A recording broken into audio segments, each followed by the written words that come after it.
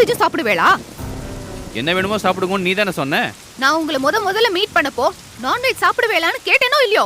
ஏன் போய் சொன்னே? நீ கேட்ட, நான் பதில் சொல்லவே இல்லையே. நான் ஒன்றும் பொய் சொல்லல. அப்போ இவ்ளோ நாளா நான்வெஜ் சாப்பிடுறதை என்கிட்ட மறைச்சிருக்கேள்.